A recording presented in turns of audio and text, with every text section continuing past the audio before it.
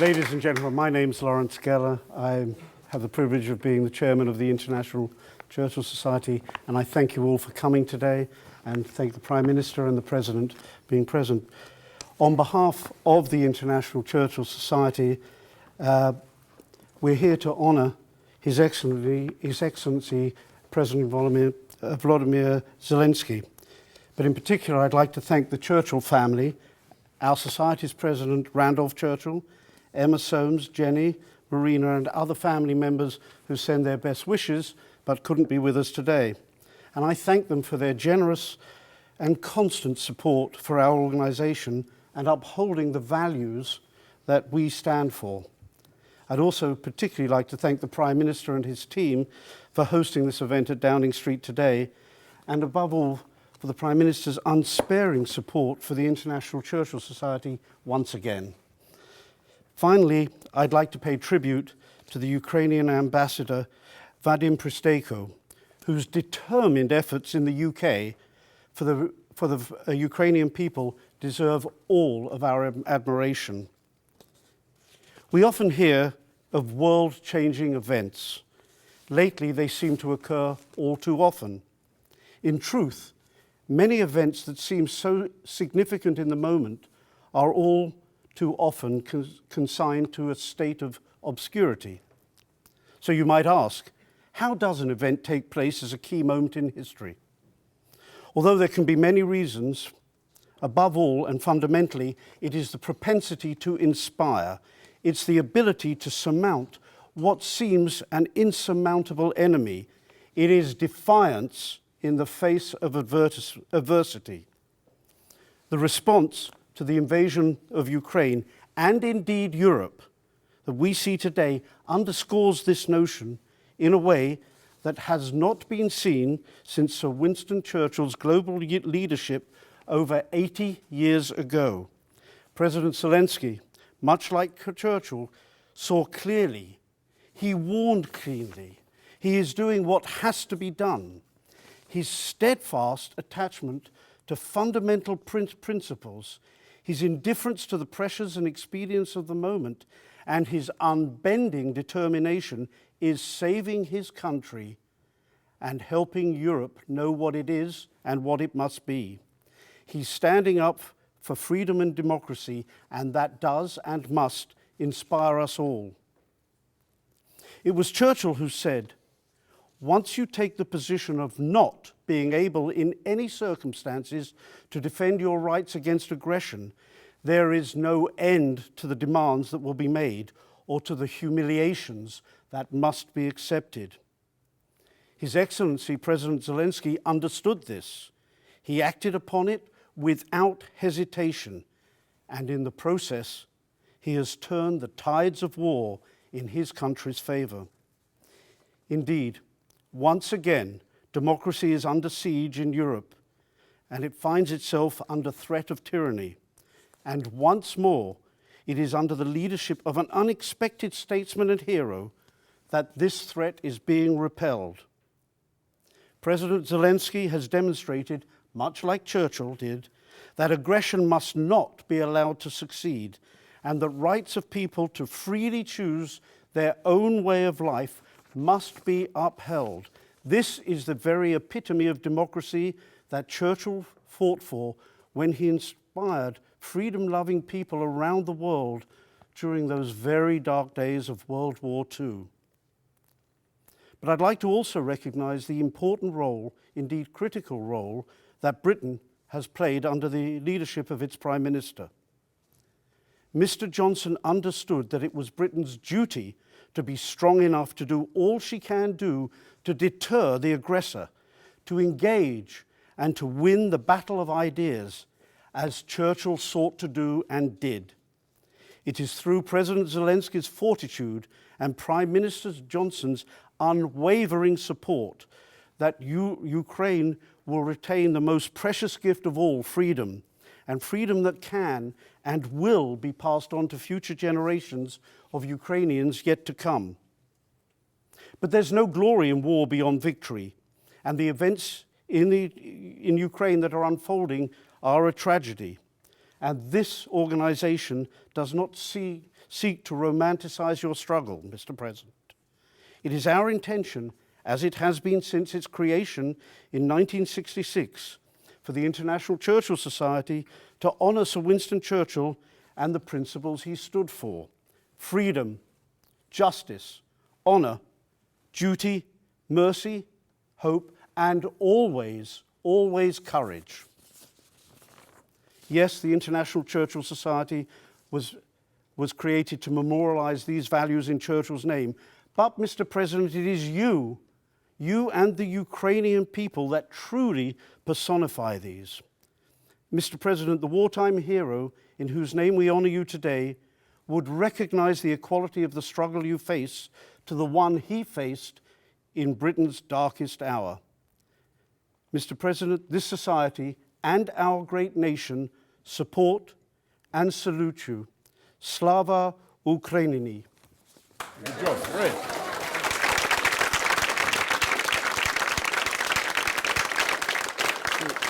Well, thank you very much, Lawrence. President Zelenskyy, Your Excellency, Ambassador Vadim, great to see you. Ladies and gentlemen, it's great to see people here today. It was at 4 o'clock in the morning, I can tell you, on the 24th of February 2022, that you called me, Volodymyr, to say that the incredible had actually happened and insanity had broken out, and that Russian tanks were surging across the frontier of a sovereign, independent country in Europe. And cruise missiles were exploding all over Ukraine. And in that moment of supreme crisis, you faced a test of leadership that was in its way as severe as Churchill's challenge in 1940. As the Russians launched their lightning assault on Kiev, you knew, Volodymyr, that you were top of their target list. And you knew that squads of killers were hunting for you. And you could have left Kiev. You could have said, and it would have been hard to contradict you, that the survival of the Ukrainian state required the survival of the president. But, of course, Volodymyr, you did none of those things. You chose to stay in Kiev among the Ukrainian people, just as Churchill stayed in London in 1940. And when one world leader offered you a way out, you replied, "I need ammunition, not a ride." And I think Churchill would have cheered, and probably would have wept too, because he was often moved to tears, at the sheer courage, the moral, physical courage you showed in those grim weeks.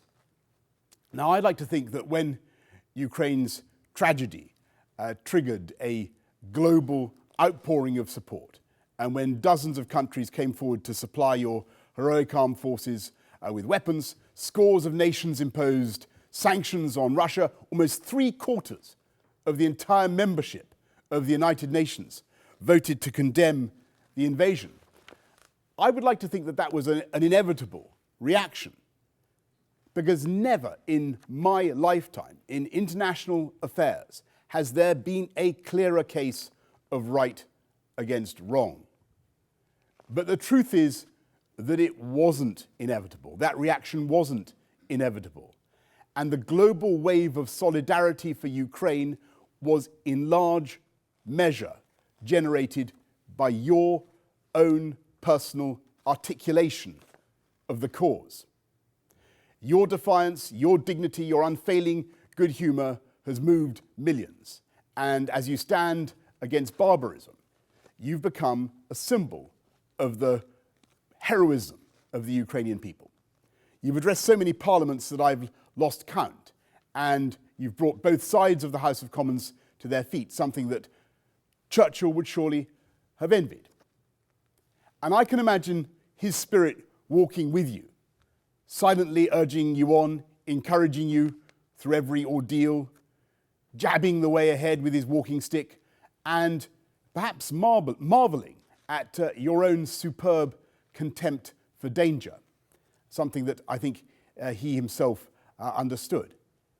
And like Churchill, you've understood that you're not yourself the lion. The Ukrainian people, of course, are the lion.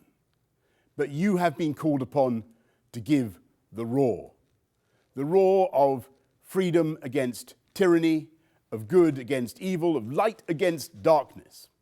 And you have delivered that roar magnificently. That's why it has been such a huge stroke of good fortune that you should have been in office at this time of crisis for Ukraine and the world. And inspired by your leadership, I know not just that Ukraine can win, but that Ukraine will win. And when that day comes, as it will, Ukraine will rise and take its place as a free, sovereign, and independent nation. Thank you, Volodymyr, for everything that you have done. Slava Ukraini, and Slava Ukraini, and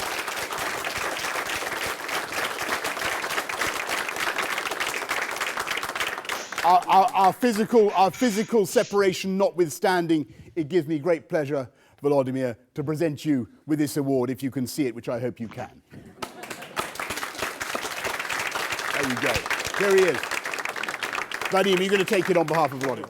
Mr. Ambassador, you're a great man. Thank you. Thank you very much. Thank you. There you go.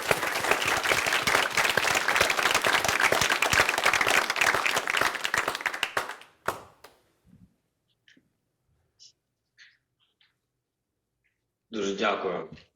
Thank you very much. Thank you very much, my friend.